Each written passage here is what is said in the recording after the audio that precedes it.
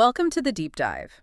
Today we're taking a single stack of sources articles, expert notes, and some really deep research, and distilling it all down into the essential knowledge you need to be truly well-informed.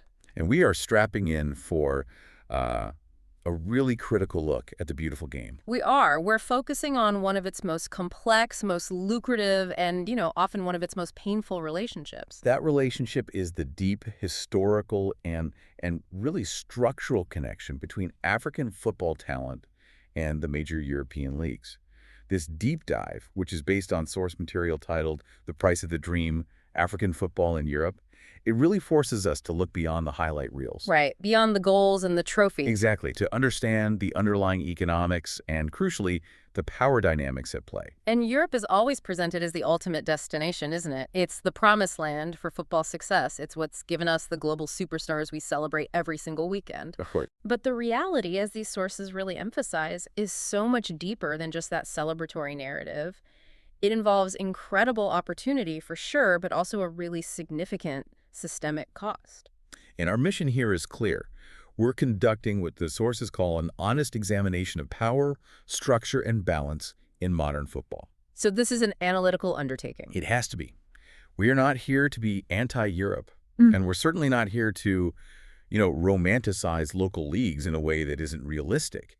We have to be impartial in our assessment of the systems at play. Okay, let's unpack this then. To guide our exploration, the source material lays out three central, interconnected questions that are really going to define our deep dive today. Okay. First, what does European football truly offer African talent in the continent? Second, what are the costs, both the human and the structural costs? What does African football actually lose in this process? And the third one is the most important. It is, most critically. What are the practical, structural changes required for the future to be sustainable for Africa? And that focus on structure is just. It's vital. We have to acknowledge that this talent migration is driven by powerful, often really noble forces. Like what? Well, the desire for a better life, the need for financial stability for your family, these are not small things. No.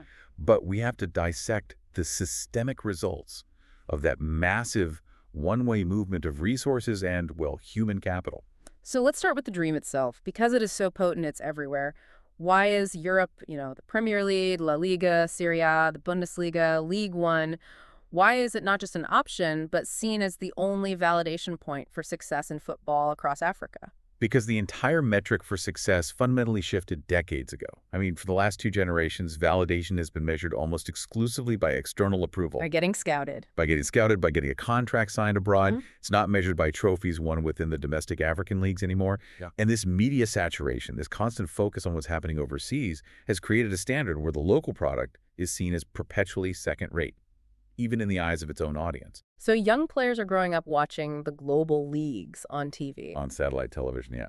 They internalize this idea from a very young age that if they are truly great, truly special, they must leave. There's no other path. But as you pointed out, the dream isn't an illusion built on nothing. I mean, the latter is real. The sources detail the very tangible benefits that European clubs offer that African domestic football, for the most part, just cannot match. And these are incentives that overcome almost everything else. They're incredibly powerful because they address fundamental human needs and, professional standards. Yeah. We're talking about superior infrastructure that is simply unaffordable to most African clubs. So what does that mean in real terms? Better pitches. Better pitches is the start. We're talking state-of-the-art training grounds, often with specialized pitches for different conditions, year-round maintenance. But it goes so much further. Advanced recovery facilities, things like cryotherapy chambers, specialized hydrotherapy pools, things that are standard in Europe but are, almost unheard of in many local contexts. And cutting-edge sports science integrated into everything they do. Into their daily operations, yeah. So this isn't just about better equipment. It's about a culture of professionalism. Right. It's a whole system. Precisely. And beyond the pitch, you find professional medical care and, this is a huge one, guaranteed stable salaries. Which is not a given back home. Far from it. In many African leagues, wages can be intermittent. Sometimes they don't come at all. It leaves players in really precarious positions. A European contract provides stable, reliable income.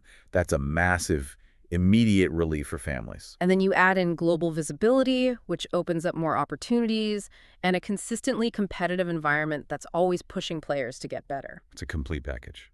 I found the source materials point on economic survival to be, well, heartbreaking, frankly. For so many families, this isn't about sporting glory. It's not about lifting a trophy. It's about basic economic security. A single successful contract can uplift not just a player's immediate family, but an entire expended network. It can fund education, healthcare, housing for dozens of relatives. That immense pressure and that powerful hope, that's the engine that drives this entire system. But this is also what creates what the sources call a dangerous illusion. What's the illusion? The illusion is the absolute belief that success, real success, financial stability, professional respect can only happen in Europe. Hold on, if the local infrastructure is poor and the wages are unstable, isn't that belief kind of justified? How do we separate the reality, which is that Europe is superior in many ways, from the illusion that it's the only path? That's a great question, and it's a critical distinction. The belief is a reality for the individual who's looking for immediate survival. For them, it's true. But it's an illusion for the system that's trying to develop in a sustainable way. Okay, I see. The consequences of this absolute reliance are severe. It ensures that African leagues are fundamentally undervalued because their own population doesn't fully believe in them. Local development resources are severely neglected because the focus isn't on building a sustainable internal ecosystem. It's on exporting the finished products? It's on exporting the products sometimes before they're even finished. And then, of course, there's the human consequence. Right. Youth players are pushed abroad way too early before they are physically, mentally, or even legally prepared to handle that kind of environment. And this systematic prioritization of export over local growth. That's why the European dream is so rightly characterized as both a ladder and a trap. A ladder and a trap? Yeah. The ladder offers this very visible success for a tiny few, but the trap catches the systemic development of the entire continent and, the vast majority of those who trip and fail. So we've established this really complex landscape. And it's hard to talk about the trap without first properly honoring the ladder. Before we dive into the costs, we have to acknowledge the genuine life-changing benefits Europe provides. That's part one of our deep dive. The opportunity, what Europe truly gives to African football. This analytical balance is so important. The positive impact is profound, and it really begins with professional development. When African players transition to European leagues, they enter a degree of institutional rigor and structure that is, for the most part, completely unavailable back home. I want to hear the detail on this. What does that structured environment provide tactically that they couldn't get from their youth clubs? Well, it's the depth and the specialization of the training. In Europe, especially at the highest levels, tactical education is systematic. It's not just go play your position. Players are taught how their position interacts within a very complex defensive or offensive structure. So it's about the bigger picture. It's about positional intelligence, and it's refined through specific drills, video analysis. We're talking about dozens of hours per week dedicated just to that. They're learning the why behind their movements, not just the what.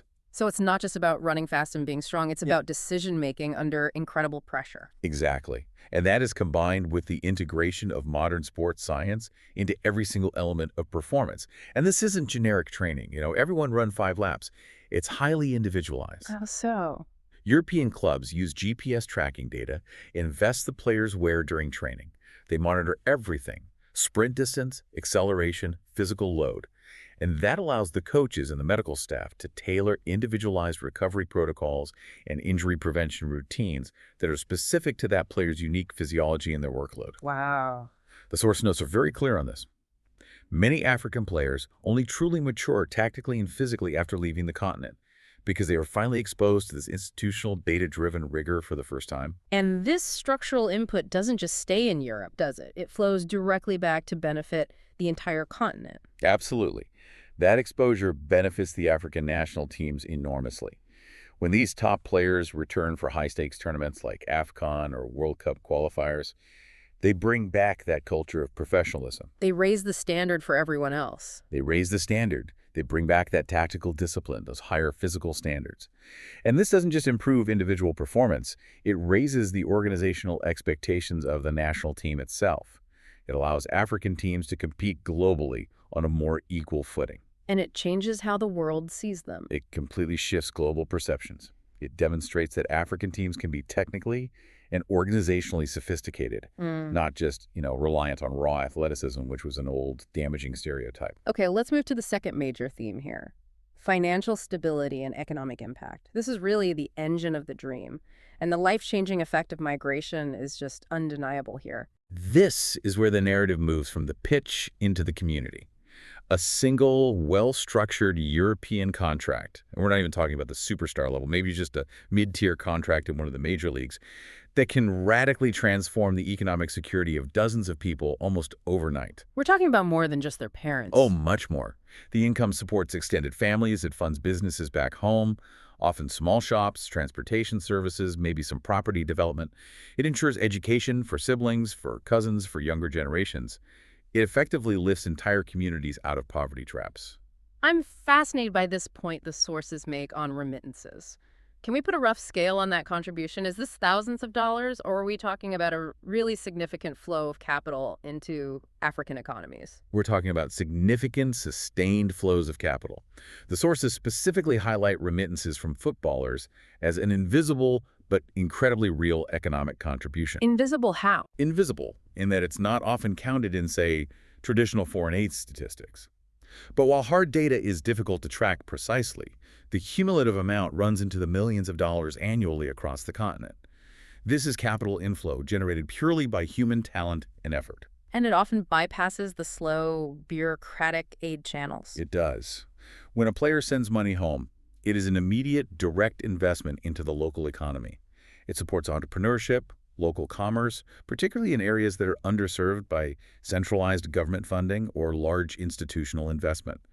It's grassroots economic development. That makes the money not just personal, but a genuine economic driver. And finally, there's the non-monetary value, the inspirational value, global representation. This is so critical for challenging those long-standing stereotypes and providing a tangible source of hope for millions of kids. Seeing African players not just participating, but starring As the main event. as the main event. As the top goal scorers, as the team captains, as the undisputed leaders in the world's most visible leagues, that reshapes global perceptions of African talent and capability. It's the difference between being seen as a good player and being a globally recognized culture-shifting figure. Exactly. It validates the aspirations of youth back home. It shows them a clear, tangible pathway. When they see a player from their region, from their country, from their background, lifting the Champions League trophy or captaining a major European side, it communicates so clearly that their talent isn't just regional. It's world-class. African players are no longer on the periphery of the European game. They are its defining figures in many cases. Yeah. And that inspirational value is it's incalculable. So these opportunities are real. They fundamentally matter to individuals, to families, to entire nations. They represent undeniable progress. But There's always a but. we have to pivot now, because opportunity without control, it always comes with a crippling price. And it's that structural price that we have to examine now with equal rigor. And here's where the narrative shifts and, often becomes quite painful. What happens when the balance of power tips too far in one direction, where the supplier, in this case African football, has no structural control over the flow of their own most valuable resource, their players? The sources identify 4 major areas of loss. And we have to begin with the human costs. We have to focus first on the issue of early migration and burnout, which the sources describe as a cycle of exploitation. The sources repeatedly flag a really critical age bracket. Many African players are actively moving to Europe between the ages of 14 and 18. That's adolescence. That just feels like peak vulnerability. It is the most vulnerable point, and it's strategic for those looking to exploit talent cheaply. At this age, several devastating factors all converge at once. Okay, what's the first one? First is academic vulnerability. Their formal education is almost always incomplete. If the football career fails, and statistically, the vast majority do fail, they have no safety net. There's no alternative career path. It leaves them in a desperate, often undocumented and illegal situation abroad. And the mental pressure must be just immense. You're navigating these high stakes, the cultural shock, and you're barely out of childhood. Absolutely. Their mental and emotional development is still fragile. They're expected to be instant professionals, to be providers for their entire family back home, and to navigate an entirely alien culture, a new language, a different legal environment, all while dealing with the intense, cutthroat pressure of professional football trials. The result is often isolation, isn't it? Isolation and intense psychological strain. And third, their legal protection is weak, almost non-existent sometimes. These young players are highly susceptible to exploitation by unscrupulous, unregulated agents who treat them as disposable commodities. leading them to fake academies or broken promises. Exactly. Fake academies are a huge problem. Broken contract promises in foreign countries where they have no one to turn to.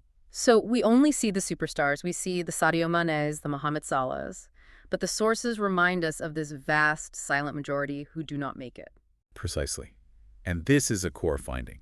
For every massive success story we celebrate, there are, and I'm quoting here, hundreds of silent losses. Players who just vanish. They vanish from the narrative.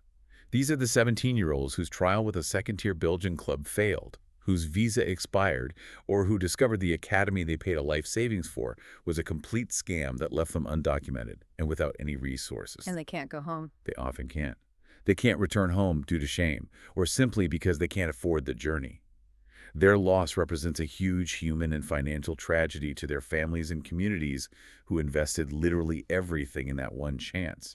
The success stories completely overshadow this massive systematic human wreckage. And that structural pressure, the absolute need to succeed because failure is just not an option, that leads directly to the second human cost you mentioned, player burnout and the physical cost. How does the source material suggest African players often carry a heavier workload than their European counterparts? It's a relentless, non-stop calendar of demands that is just. It's fundamentally unsustainable. Now, European players have intense schedules, of course, but African internationals have an additive workload that never allows for a full physical or mental break. So what does that look like? They're expected to play in their demanding European domestic leagues. They're playing in European competitions like the Champions League. They're flying across the world for grueling international qualifiers.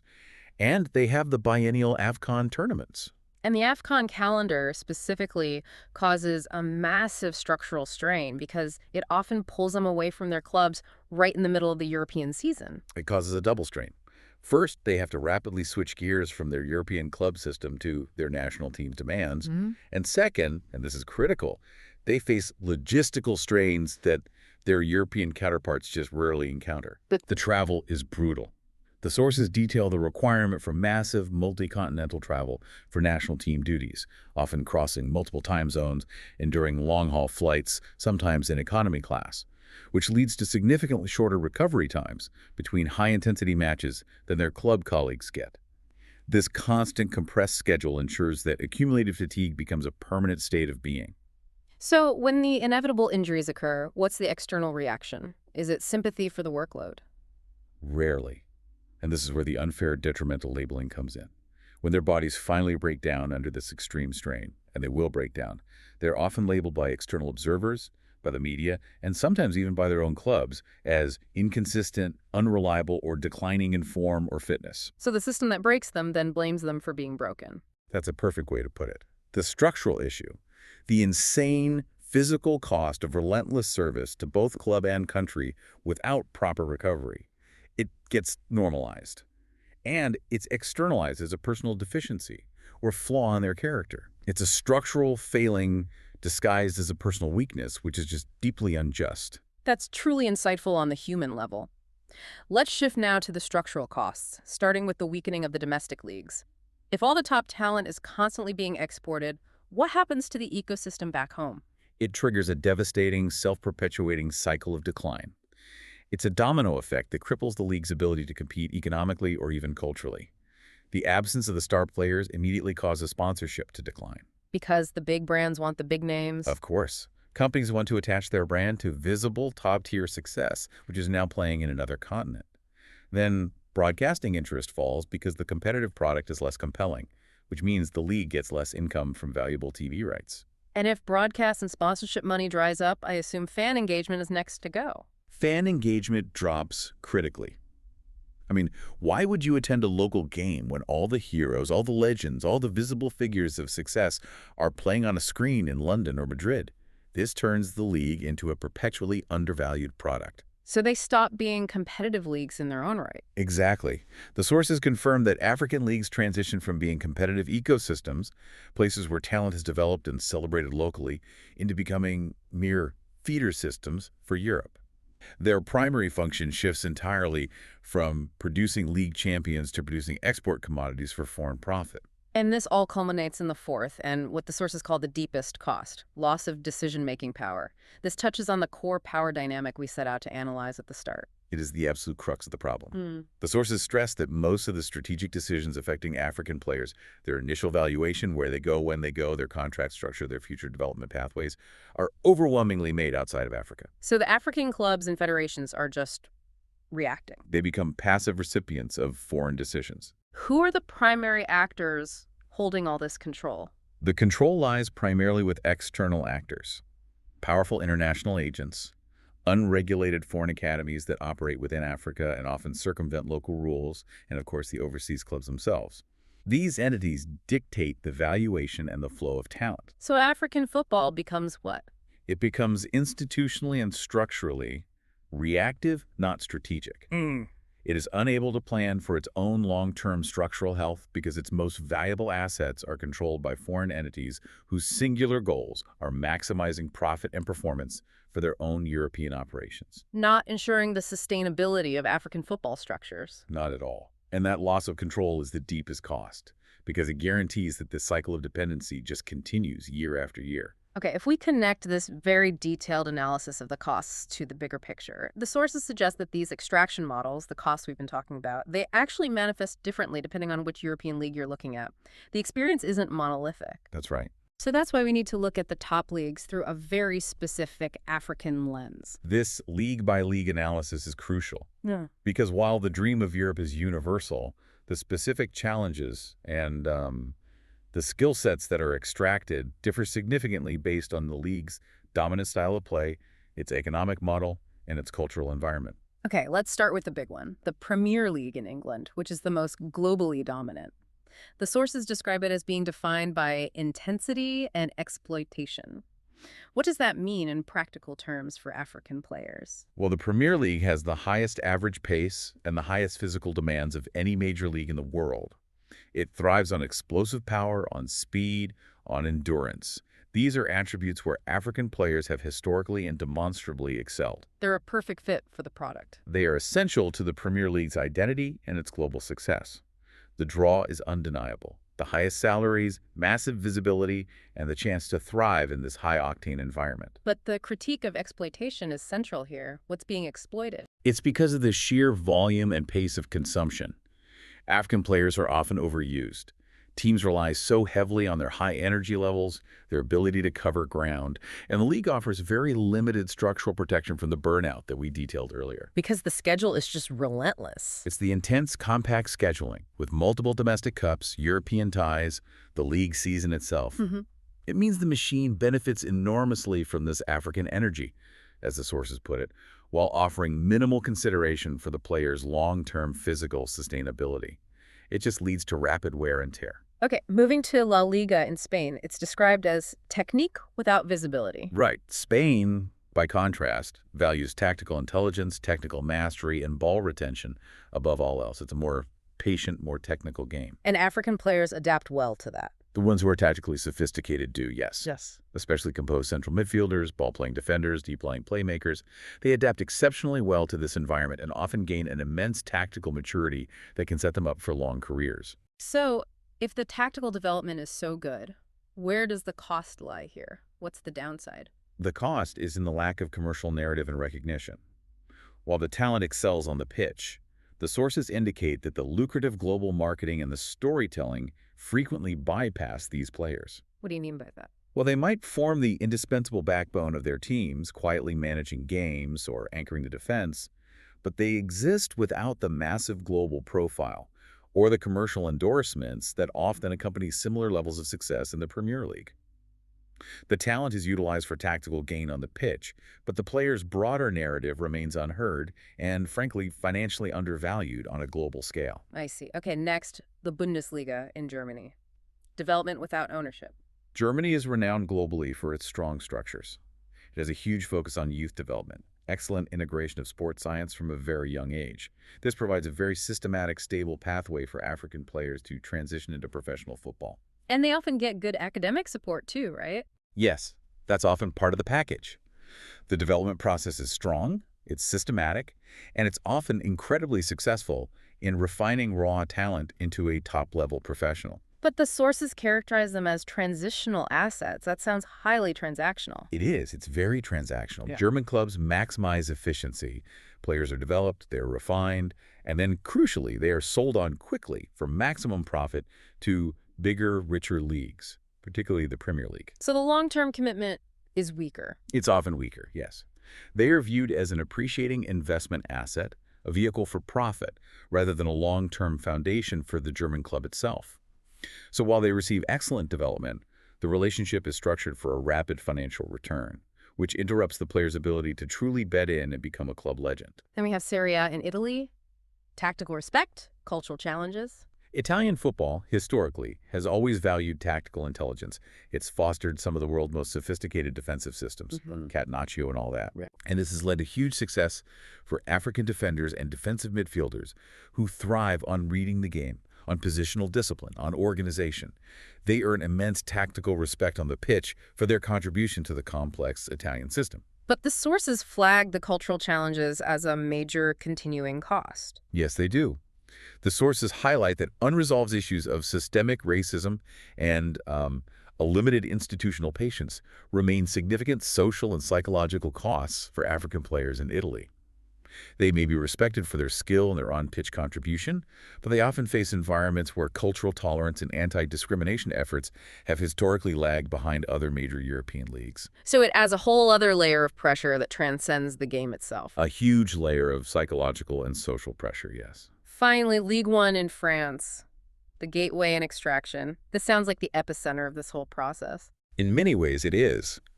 France holds a unique historical position. It's deeply connected, culturally and politically, to African football, and it acts as the primary point of entry into Europe for many players. The sources refer to it as simultaneously the biggest opportunity and the biggest systemic risk. It's the main refining hub for talent. Exactly. So how is the mechanism of extraction most apparent in France? Young African talent, particularly from Francophone countries, moves to France. There, it's quickly filtered, refined, and professionalized in world-class, rigorous academies attached to the French professional clubs. But, and this is the key, because French clubs cannot compete with the wages or the broadcast revenues of the PL, La Liga, or the Bundesliga, that refined talent is then rapidly exported again. Sold on for maximum profit. Sold on for maximum profit. The source notes that France reflects Africa's complex football relationship with Europe more than any other country. It offers the necessary path to professional refinement, but it rarely retains the finished, most valuable product. You know, what's fascinating and frankly a bit damning is that it seems each league takes a specific piece of the African football puzzle: physicality from one, tactical intelligence from another, developmental potential from a third. But none of them are truly incentivized to prioritize the overall health of the player or the long-term structural health of African football. That's the systemic problem in a nutshell. So what does all of this mean for the future? We've analyzed the opportunities, we've analyzed the devastating costs. The sources make a really crucial argument here. African football does not need fewer players in Europe. It needs better systems at home. This is the crucial solution section for our listener. We need implementation details. This shifts the entire focus. It moves away from just lamenting the behavior of the European buyers to actively strengthening the African structures themselves. The solutions have to be practical, they have to be implemented at the source, and they have to be designed to address the structural weakness, the human vulnerability, the exploitation, and that loss of control we discussed. Okay, let's start with solution one. Stronger domestic leagues. How do we move them from being these perpetual feeder systems back to being viable, competitive ecosystems in their own right? This requires a major institutional investment in two things: integrity and stability. First, better governance is simply non-negotiable. What does that look like? That means transparency in management. It means standardized auditing practices, professionalizing the administration of the league. Second, and this is absolutely critical, ensuring fair and stable player wages. So players actually get paid on time. They get paid, and they get paid on time. If a talented 18-year-old can earn a stable, respectable, market-reflective wage at home, they gain the security they're looking for. And that allows them to delay their migration until they are truly ready, which in turn retains top talent in the domestic league for longer. And how do we ensure that stability and maybe attract some external investment? By enforcing transparent, legally protected contracts at home. This stability, coupled with reliable competition on the field, guaranteeing that games are actually played on time, that pitches are maintained, that the results are trustworthy. That helps attract better sponsorship and rebuild fan engagement.